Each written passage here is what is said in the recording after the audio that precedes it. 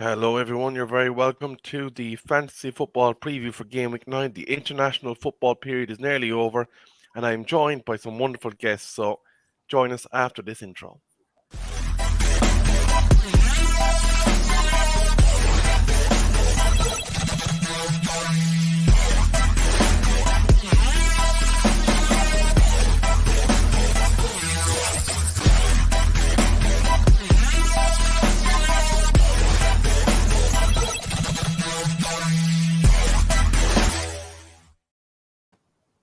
I'm sure there's many of you out there that will be delighted to see the back of the international period. I just like to say in advance, apologies if my voice is sounding a bit strained. I am battling a cold, but I did want to try and be here with you. And I'm joined by a very special guest in Amundi Juma. He is currently leading the pack in the presenters column. And of course, part of the furniture, Ross, is here while Pat and Colm are enjoying some margaritas on holidays. Welcome, Amundi. Yeah, it's a pleasure. Finally, I've made my arrival on the show. I'm a big fan. I'm a silent watcher usually, just while I'm doing my dinner and that sort of thing. But I have to keep an eye on my team. That's really important to me because you were the one, Rebel, who convinced me to get involved in this fantasy league and sort of push my buttons, my competitive buttons, and I got involved. And from the start, I've been the leader from all the presenters and all the people from the panel, which is something I'm really proud of, and I keep boasting about it. But now things are getting serious because I've noticed I start to drop down the table. I think maybe to do with like lack of game time for some of my players. But I asked you about it because obviously I've got your number and I can call in whenever I want to check in. I asked you about it and you said, just don't worry, everyone, all the games will sort of make up and everyone get their game time, so just sit back and just don't worry about the abuse you're getting right now. I'll be back. So yeah, I'm back. And I just want to say big up to Ross as well. Ross, great to see you again. Aston Villa fan, we had you on the Man United agenda. It's the first time I met you, and I'm really disappointed because Ross came to London and he didn't even come and visit me. So next time you're in town, you got an invitation. You got to come and visit Mondi Juma at my home like Pat Lawless did, and maybe we can do a watch along together. That sounds good. Yeah, it's glad to have you here with us. I mean, you are leading the pack so far, and it's time for us to pick your brain on how you got all the way up in the league. And as if by magic, there's the current table. On the left, you'll see the top 13 people in the league, and nestled in 18th overall is Amundi Juma on the right-hand side, and he is by far and away leading the pack amongst the presenters. And I know, Ross, you have some questions with regards to the learned defensive coaches team. So have at it and ask away. All right, so Mondi. So this was your latest team that scored you points in the last round of game weeks. And overall, it looks like a strong base of the team. There's a lot of differentials in this team. And I want to find out, well, first off, with your defense, what made you go with Rico Henry and Aaron Cresswell from Brighton and West Ham? Were you just hoping that those guys would pop up with an odd attacking return? Or what was your thought process behind that? So first of all, it's about the formation. I was thinking, right, what's the best formation to get points? I've never really played this game before, so I had to really sort of put my thinking cap on. I thought, well, if you're going to score points, use your sits and that kind of clean sheets maybe for defenders. Thanks to Rebel, he told me all this. So I thought, let me put fullbacks in. Because sometimes with fullbacks, they're really high up the pitch, aren't they? And sort of creating a lot of play. You look at players like Trent, who I've thrown in, and for Cresswell, and Henry as well, who plays in the back three. Usually guys who play in the back five, they do get up the pitch. They've got license to get high up the pitch, higher than some midfielders sometimes. And they create a width in the team. So I picked Trippier as well, because he's good at free kicks and he takes corners as well. Yeah. Really quality set piece taker. Henry, I like him. I'm local to Brentford. I really like his rise, Rico Henry. I watched him in the Championship a lot. And I thought he'd have a good few seasons in the Premiership and step up. And I actually still think he's got an opportunity to get in the England squad, maybe for the World Cup, based on being left-footed, a left back, and with only Luke Shaw and Cresswell. Is it Cresswell? Not Cresswell. The Chelsea boy from Leicester. Chilwell. For Leicester. Chilwell, yeah. Sorry, yeah. And as for Cresswell, I was at this point, I was sort of down to points, and I was thinking, all right, West Ham, they're doing really well. I watched Cresswell during his pre-season, before the season started. He was doing like personal training. Apart from doing his training with the squad pre-season, someone I know, coach, who's a PT sort of coach, was doing training with him, doing drills with him, that kind of thing. So that's why I really got behind him as well. But my main guys is Cucurella. While he was at Brighton, I bought him at the start of the season. Trippier and Alexander Trent. Those were my three main defenders there in a back three. Obviously, you wouldn't start with them because there's no centre backs, but I thought those guys would give me points. And the main one was Trent because I really like Trent. But as you know, this season he had a bit of a downer, people being on his back about his defending side of things, and he hasn't really produced with the assists like he's used to. Yeah, well, exactly. I have Trent in my team, and I'm apprehensive to get rid of him because you just know the type of quality he has. He almost plays as a meandering fullback. He always gets up the pitch, and he's always attempting those crosses in. And it just seems to not work out for him so far this season. I mean, it was disastrous that Gareth Southgate didn't even put him in for the England squad for the last couple of games. And I thought that was atrocious from him because everybody knows how good Trent can be on his day. Another player that caught my eye here was Luis Diaz. And we know that some of the players in your teams missed out on the games, and that's fine. You're not going to waste your transfers and take a hit. You'd rather keep them and save your free transfers for the incoming game weeks. But Luis Diaz, being your only Liverpool attacking outlet, why Diaz and not Salah or even Firmino in that case? Why were you looking at Diaz? All right, the reason why I really thought carefully about this, I'm glad you asked me this question, Ross, because I did go into a lot of thought about this. Why not Salah? Now, Salah has scored lots of points, I've noticed, over the last few years, goals galore. He seems to be the main outlet, but he's a winger, and I think for me, he's a good player, and he's very effective because he's got pace, he runs, he gets on the end of things. But I think sometimes people's cycle comes to an end, it's like a best before day, and I think Liverpool. Before the season, I thought Liverpool were going to start getting stale again. They've made big changes. Mane's gone, and I thought Salah his goal record or his expected goals would drop this year because you can't continue like that year after year after year. And I saw it drop a couple of years ago during the COVID season. Liverpool dropped off. They had a few injuries. And they were really struggling and just about made it top four in the end. So I'm thinking Salah of his age. I think he's got a new contract as well, I believe, or he's in contract negotiations. I thought there's a lot of factors there that made me think he might just drop off now. And people, I assumed, teams now, because you can only go so far. The Premiership such a great league. People evolve, and you've got to be able to stop people. You have your data analysis, you have your video analysis. You say, how do we stop Salah? And this is what most teams will play Liverpool will have to come up against. So you have to isolate him. And even Liverpool fans will be saying that you've got Liverpool fans in the comments right now, Ola Kunle as well. They'll be saying he's gone a bit stale. Maybe they call him greedy sometimes.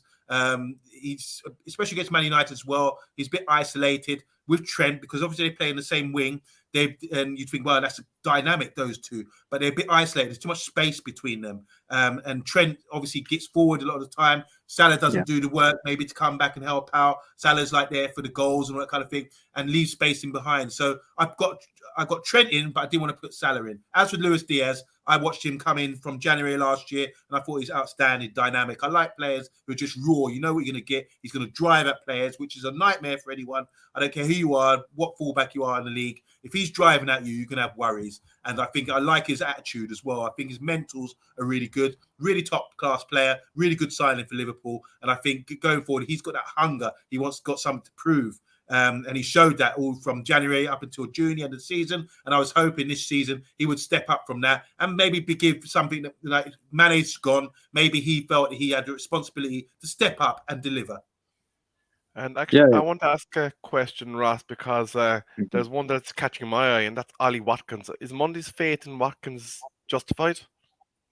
Well, I didn't do it just for Ross because Ross didn't turn my head. I know Ross is a Villa fan and he loves the club. And I think they're a great club as well. But Ollie Watkins, obviously I live near Brentford. I've seen the rise of Ollie Watkins and I've watched him carefully. I watched him last season. He got numbers in the Championship and he got a few numbers last season as well. With his thing. I like his play. He's direct. He runs. He will get on the end of things because he doesn't stop running. Do you see what I mean? And I think he's with the England World Cup coming up. I think he'd be motivated. That's why I picked him. I thought that he would be motivated to be in the runnings for a selection. So when you talk about Tammy Abrahams, Tony got picked this time. I thought Watkins would be in the runnings. And with Steven Gerrard spending a lot of money in that side, I was concerned because there was two factors that worried me. Steven Gerrard plays a couple of different formations. He sometimes plays with two up top. That's fine for me because then Wally Watkins and the old Southampton boy from Burnley and Liverpool, what's his name? Danny Ings. Danny Ings would play up top together. That's fine for me. But then the problem comes when they play a three up front, when your boy, the Jamaican boy, gets fit and they play maybe three up top. That means where does Watkins fit in? But luckily for me, Watkins has been available and being able to play either central striker or wide in that sort of formation. So I thought in both formations, he's more likely to get chances than Ings, because I thought Ings could also be another one who could get points, you know. So I picked Watkins for his hunger, his ability to maybe think that he could get into the England squad. He's fresh. He runs all the time. He gets on the end of things. He can shoot. He's a problem. Like Diaz as well. He's a problem. I'm seeing him up against Man United and other teams. He runs. He's fast. He's hungry. And I think he's got a lot to prove at that sort of age. He's ripe, you know. When you pick that fruit, when fruit is ripe, as they say, you must pick it. And I picked Holly Watkins for that reason alone. Well, exactly. He's tenacious, and it's that type of attitude that catapulted him into the England setup a couple months ago. It's a shame that his form's dropped off, which is why he wasn't picked for this round. But in terms of Aston Villa and being a part of our side, he works hard for the team. And one thing I've noticed as I support the club, just the small details, he presses from the front and he never gives up. And there might be other strikers on paper at the moment, like your Mitrovic, your Tonys, that in the near term, they could be outperforming Watkins in terms of FPL stats. But over a longer term, I feel with Watkins being how hungry he is and how clinical he can be when he gets into opportunities, he may definitely score you some points. Also to factor in his ownership. He has quite a low FPL ownership, which makes him a huge differential. It just takes a couple of goals and assists to get him really good bonus points and shoots us, whoever that owns him, up the leagues as well. Before we move on, I do want to find out one thing from you, considering you are leading the panelists in the league. Have you got any players on your watch list that you're looking to maybe bring in the next couple of weeks? Maybe some players that have caught your eye and you're thinking about putting them in your side? And if so, who will you want to take them out for? Well, I've had Neto. I want to go back to Neto now because I picked Neto because I thought he's back from injury. And the season prior to that, when he didn't really play last season to that, I really caught my eye. I thought, wow, this guy's fantastic on the ball. Really a shining light for Wolves, you know. But since his return, I was hoping that he would be the main man. But it's Prudence, is it? Prudence for Wolves? Yeah, has been Prudence. smashing it. Neto's been playing, but I'm not getting many points. And he's been on my bench most of the time for Sancho. But I'm just disappointed because I know he's a quality player. I'm just waiting for him to blow up. Now, how you score points doesn't mean, because he hasn't got points, doesn't mean he's playing badly. You have to watch the whole 90 minutes, don't you? It's just that you have to have specific factors to get points in this game. And I think Neto doesn't mean he's a terrible player, but if there was someone I was considering to drop out, it would be Neto first of all in my midfield, because Ward-Prowse, he takes free kicks. That's another factor. Just like Trippier, he takes corners, and he's a guy who can assist as well. He's a creative player. So he's someone I would love to keep him. I think he's good value for money. But Neto hasn't really blown up for me yet. So if I was considering dropping someone, it would be him. For who, you got to mix it up now. I like my three strikers. I'm going to stick with them for now. Like you said, not just James Toney, Ivan Toney and Mitrovic, they play for lesser sides than Watkins, who plays for Villa. And I think over time, with Villa's creativity in midfield, once they click, I think they'd be a good outfit, better than Brentford, better than Fulham. So that's why I'm going to stick with Watkins, because I think he'll get in the end of things in that respect. But Neto, I've been looking at other players as well. And if I can do a bit of negotiation, so I've got a point one or something left. So I'm going to have to shuffle and get. I was thinking about getting a Manchester City player in, because obviously, like someone like Gundogan, he's going to be expensive, but I could negotiate, take out Cresswell maybe or Henry and bring in someone cheaper. You know, do a bit of shuffling like that. So I want to keep my team the way it is. I know people are doing all these sort of transfers and wild cards and everything else, but I just want to keep it consistent and just keep it like, so I can say I picked that team from the start, and it was consistent for me and kept like that. Because I think I've seen your faces, like Colin, who's not here unfortunately, But Colin, for example, I've seen him make a big boo-boo by making big changes all of a sudden, and then people that he took out went on to score goals. So I don't want to have that feeling. That's a real sad feeling to be on the show when you know you're looking at results and that was my boy. I gave him up. It's like, leaving your girlfriend and then she wins the pools or something, Yeah, don't turn your back on them. There was the great Jesus sledging of game week 2 that was dealt forth to young Colin, actually. I'll never hear the hang of that. And it's week 9. It's week 9. You're still talking about it. That shows how bad it is, But that moves us nicely, I think, because I think we pretty much dissected the entire team. The only comment I would make is, obviously, with City and Arsenal going to be blanking in a couple of game weeks' time, if you were to add a Gundogan at the moment, that would give you 4 outfield players. So that would put you short-handed without another transfer coming into that. So that is something to plan for as you approach that game week. But we are in the international period, and the next phase of the game is game week 9 preparation, and there are a lot of wildcards, even though the panel, the majority of the panel here have already activated it in game week 8. I think Monday you have all your chips remaining, but there are a number of people planning for game week 9 wildcard, and one of the elements that is coming under scrutiny is that they are in effect being hamstrung with the number of Arsenal and City assets that they can select in a wildcard due to that key blank week.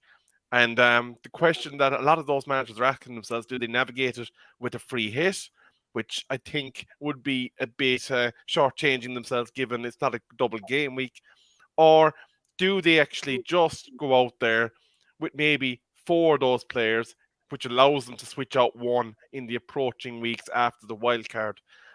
Ross, how key is it to plan appropriately now, given that we know that there's a blank coming up?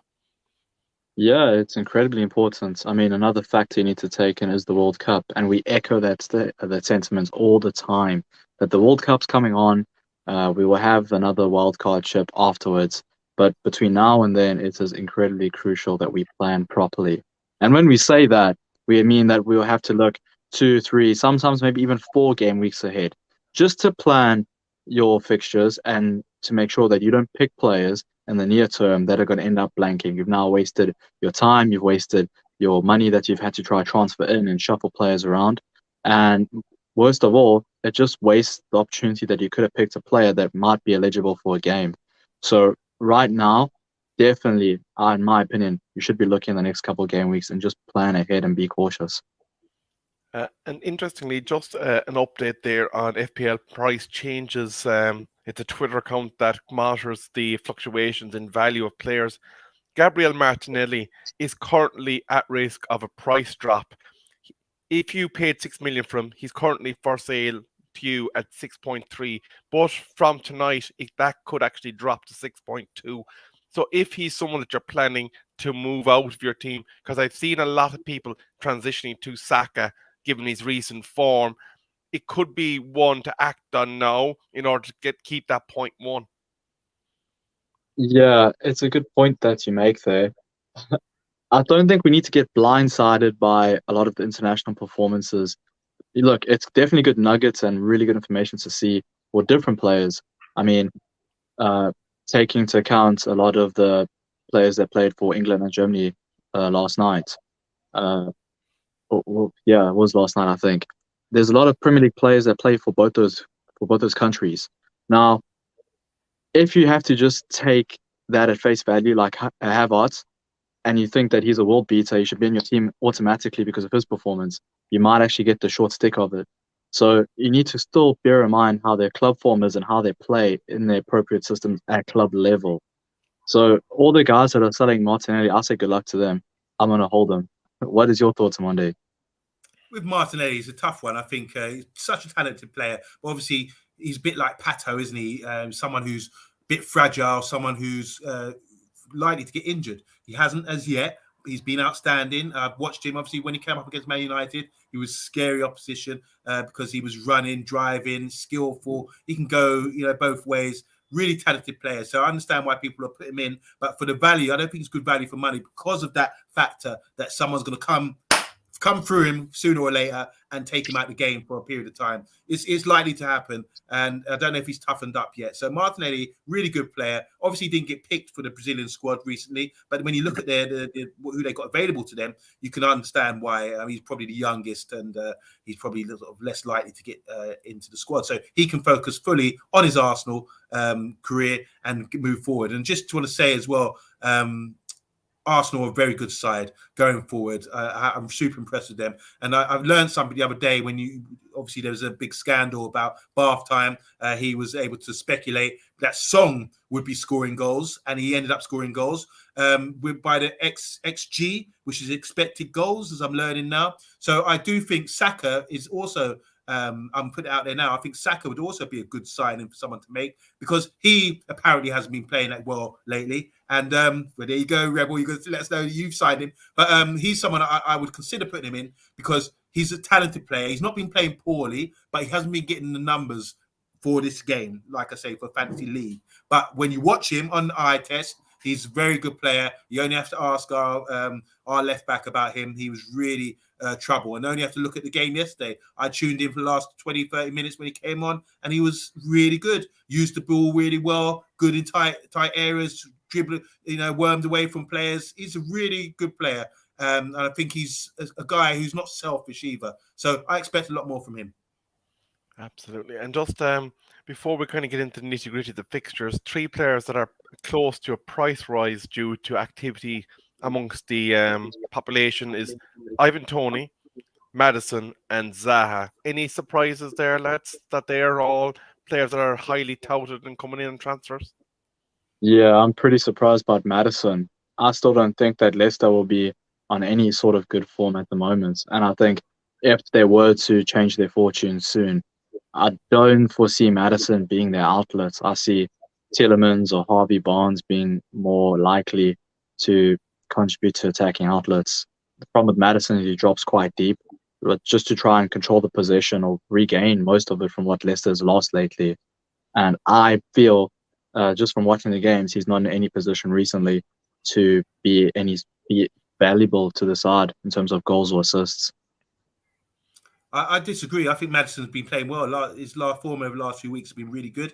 I heard somebody, an expert, so-called expert, ex-pro, say he's Leicester's best player. And because obviously Leicester are in trouble right now, I think in this game, you have to pick players that will play every week. And I think there's a question mark about Maddison. Will he get into the World Cup squad? He's missed out. He's at the age now where, because he missed the Euros last year and the World Cup in 2018 as well, he's really got to consider himself to be in the run-ins now, because there's got guys ahead of him who I think he's just as good at, as on par with, or maybe even clear of, So I think Maddison would be a good bet. He seems to have that fire in his belly again. He coming back from last season where he had a few injuries and a few knocks, and I've seen him play really well. As for the other guys you mentioned the penalty taker Tony. Penalties, yeah, that's a sure shot. He got assists as well, flick-ons for the quick guy he plays up front with. He's a key player for Brentford, and he will play every week. So I think that's a sure bet for anyone who's got Tony in. They must be skinning teeth right now. And who was the last player you mentioned? Was it the Fulham striker? No. You said Tony, Maddison. And I'm after backing out of it. Saha. Sorry, Wilfred Saha. Yeah. Yeah, so there's another guy. All 3 of these guys are sure starters for their team. So I think there's really good selection there. You put Rebel. Saha, he's going to play. That's the thing. So I want players in my team that I know are going to start. When I see people get subbed or this kind of thing, I'm thinking, oh, God, maybe, it puts a doubt in your mind. So the 3 players, Saha, Tony, and Maddison, I think all 3 of them are very key for their squads, who are not going to be winning cups or winning anything big this season, but they will be winning 90 minutes every week. They will be key players for their teams. So I think everyone watching should actually consider them. So it's good advice, you guys. Thank you. Just 2 little quick international updates. One is that Ireland are now 2-0 up in their final game. Obafemi, the goal scorer in that one. Ex-Southampton. And one that would have been of interest to us during the transfer window on Monday. Benjamin Sesko has scored yet again on international duty, so he might be living up to his price tag as Haaland 2.0. Was that Slovenia or Slovakia? Slovakia, I believe. Slovakia, okay. Yeah, well done, Sesko. All eyes on you, bruv. All eyes on you. So that being said, game week 9 is Derby weekend. We have the North London Derby between Spurs and Tottenham Hotspur, and of course there's small matter on the Sunday of Manchester United versus Manchester City, and we will be given the task of containing the aforementioned Haaland. But one thing that might be significant from that game yesterday for England is that one, Stones had to be replaced with injury. So I think Manchester City were having some injury issues at centre back coming up to that. So how significant is that for an attacking asset for Manchester United? While they may not win the game, the chances of returns are obviously clearly after increasing due to Stones not probably likely to be available. Yeah, the way I'm looking at this, and I'm going to actually take a page from Mondi's book here, because I understand the way Mondi analyzes teams and players. He looks at mentality first, and just to see if they're up for the fight. And when I look at Man United versus Man City, I think there might be another result of how United upsetted the odds against Liverpool. And I don't think that Man City will win this game. I don't think it's going to be easy for them. Not to say Man City might lose, but Man City will find it very, very tough to break United down. And I just think it's up because of how Erik ten Hag has set up his team. All the players seem to be gelling on where their positions are, what tactically their roles are. Man City players, most of them have been in action for their countries. So I think fatigue and jadedness might come into effect. John Stones, as you say, being injured, that's going to be a crucial role. And now he's out of it. Laporte is still coming back from injury. I don't think he's back to being 100%. So naturally, he'll probably be the replacement unless it's Nathan Ake. But there's still other players in that squad that might not be 100%. Gundogan's been playing for Germany. You got Haaland as well. Look, Haaland's young, yes, but he's been in action for Norway as well. And whereas Man United, I feel that a lot of players might be rested, and I think they just might be up to upsetting the odds, really. Yeah, just to echo what Ross is saying there. Can we just confirm, Ross? Just wink if we are bullying you into saying that, please. Well, you're not cough. You're not under any pressure from us, are you? The two Man United. No, not at all. Okay. And so, you know what? Go on. Before I let you take that away, I also want to mention one thing that's very important, and I think you both might agree on. With United having Rashford there that's trying to get back into the England role, I think that's going to be huge. It's going to be huge for him. This is going to be a big game just to show Gareth Southgate, you know what, you're missing out on a really, really good player here that can actually be effective and contribute to a team. The only thing that I do worry about is how your defense will line up. I really hope for your sake, Maguire carries on warming that bench, because if he does, then your defense looks pretty safe.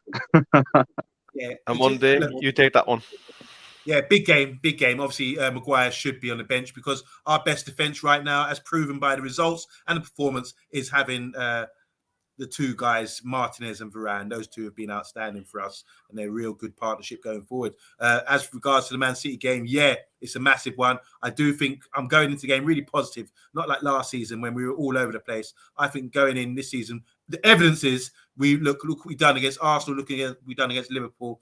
We set up and get the game against Liverpool is crucial. We're coming off 2 defeats, and we had time on the training ground. And once again, a lot of the players are not gone. We've got Sancho, Rashford at home playing FIFA when they're not training, and they're learning about the Ten Hag system. And the more time you get to learn on the training ground, the better the results seem to be. And not just the results, it's about the system, how players are understanding the system and being where they're supposed to be. You know, you look at a player like McTominay, he's been outstanding this year because he's taken on board. He's adapted to what the manager wants from him, and he's proved that he's a very good player. Someone, even myself, I wrote him off a long time ago. So it's going to be a massive, massive weekend for Premiership football. Everyone's going to be tuning in. I mean, you were licking your lips as soon as we mentioned the derbies, and you're from Birmingham. You're a Birmingham derby fan. So everyone loves this game. I think that Man United will get a positive result, even though it's away from home. I just think it's not going to be a walkover. And the main thing, what you just mentioned now about Stones being injured, I think that's great news, because the last couple of weeks I've been saying we can beat them because they've got Aki in defence. And beyond that, I don't rate Aki. I don't think he's an outstanding player for City. I think he's a good player, but I don't think he's the guy, it gives me more confidence if he's lining up, walking out there with his dreadlocks, because for me, he's not tall enough. He's not strong enough. He's just not imposing enough, but he's good. He's better than me, that's for sure. But when you talk about Man City, I want to see Diaz, I want to see Stones, I want to see Laporte. Those guys, if they're not around, then I think we can cause them problems. Really, really do. And there's no Fernandinho. Remember, they put Fernandinho into defence, and I don't think it's going to happen from the Spanish guy in midfield. I don't think he probably could do the job, but I think they've got worries in that department there. So that's something that we should target. You can always go and hit them for the week, exploit their weaknesses, and I think their weaknesses going into weekend is their defence. We've got to really go for it and really punish them. And when you look at our front three and the way we've been sort of counter pressing teams, and in our rest defence, you only have to have half time at the rest defence, and how we can counter teams off that, absorb up pressure, and then 1-2 passes. Look at the goals against Arsenal, how easy it was for us to sort of against a possession team. Suddenly we're on the back foot, pinch the ball, 2-3 direct passes, and we're in on goal. So I expect to see the same. And I think Pep will be worried. And it could be, I expect at this stage of the season, Pep will be happy with a 0-0 draw or something like that, or a score draw, because he realizes that we're on the ascendancy and there's no reason really to push and go and hurt himself by trying to, beat us up with possession and then get caught out. So it's going to be a great game. So, Manchester United fans, after Monday's put the kibosh on the game, put your complaints on a postcard to Amundi Juma at the Man United Agenda, Solis House, London, and we'll pass them on to him.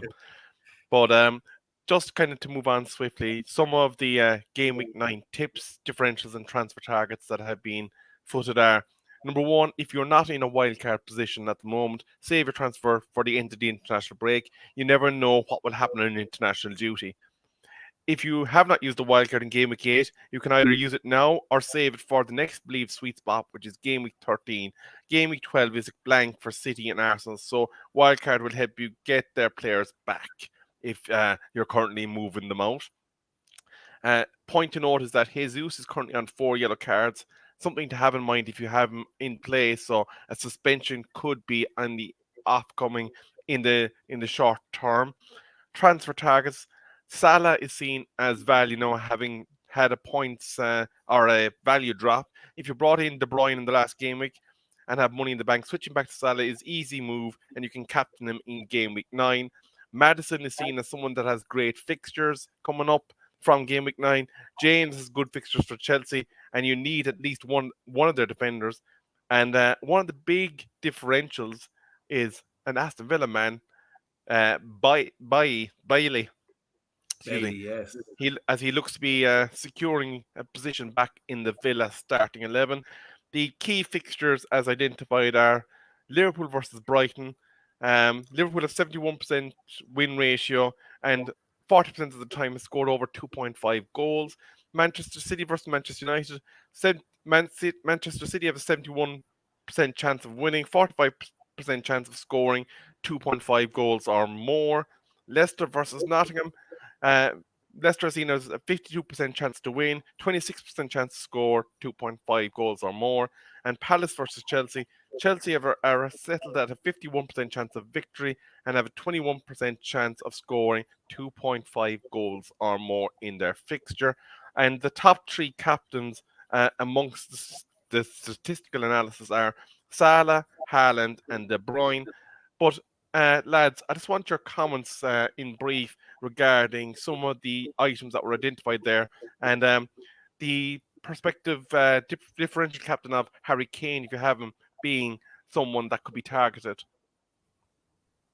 Yeah, well, it's a good point that you make as well, man. I think one thing we mustn't forget, I'm sure it's the London Derby this week as well. Am I correct? Yep. Big games this weekend. And you talk about certain game weeks within the FPL season that separates us against the rest or your competitors, whoever else you're fighting for in the league. And a lot of times you're going to find now is when you have certain games week like this, there'll be players that are having majority of Man United or Man City players, and the same goes for players that have a majority of Tottenham Hotspur or Arsenal players. And this could be the catalyst for some of us to shoot up that league and for others to fall down like a ton of bricks. Now, we all know Harry Kane is a slow starter to the season. I mean, myself, Rebel, and Colin, I think as well as with Pat Lawless, we discussed how we should stay away from Harry Kane until probably game week 9, 10, because that's only when he starts getting his feet going and starts running off away with the goals. And well, Tottenham Hotspur are in good form, and a lot doesn't get spoken about them because of how they play their football. It's quite negative under Antonio Conte. It's very counter-attacking football.